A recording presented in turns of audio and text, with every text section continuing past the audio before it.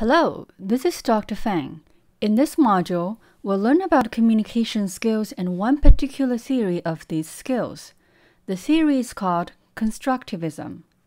Overall, this theory should help you think about your own communication skills and why you communicate as you do in different situations, and what you can do if you want to improve your functional communication skills.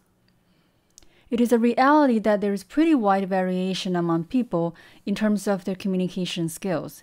Across a broad set of situations, some people consistently communicate more skillfully than others do.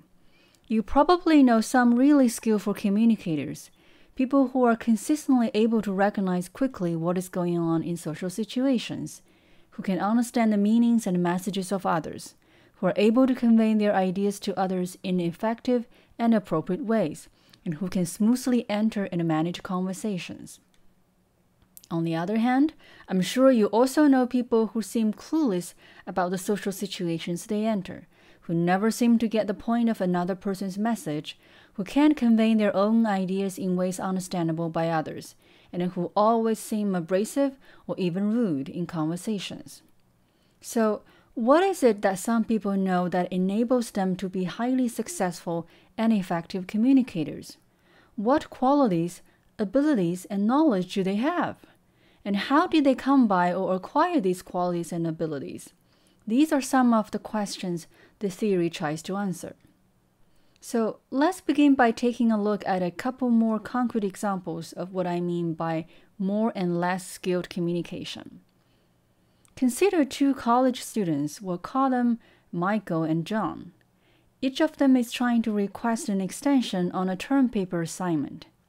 So here's what Michael says to the professor.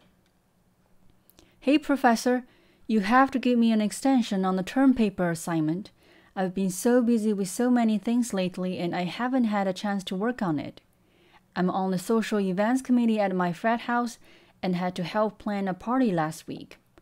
The week before that, there was a big paintball tournament. And before that, I had a huge exam in a really important class in my major. So I haven't had a chance to start working on the term paper. I really need an extension on this assignment. I have to get a good grade on it. I'll turn it in next week, okay? And here's what the other student, John, says when he makes the request. Hey professor, can I talk with you about the term paper assignment? I really love the topic you suggested for my paper. It's so interesting and I'm learning so much. I found a tremendous amount of material on this topic. I want to master all the material and write a really excellent paper. But to do that, I'm going to need a little more time than you originally allowed.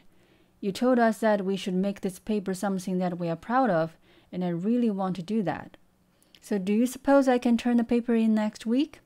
I know the extra time will allow me to produce an excellent paper and one I think you're enjoying reading. Now, who does the better job of persuading the professor, Michael or John?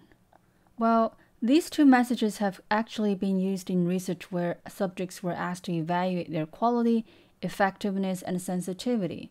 Most people viewed John's message as somewhat better than Michael's. John's message seems to represent what most of us intuitively recognize as a somewhat more sensitive, sophisticated, and perhaps effective message, or in a word, more skillful communication.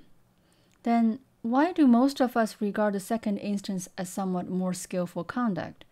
That is one of the questions the theory of constructivism seeks to answer.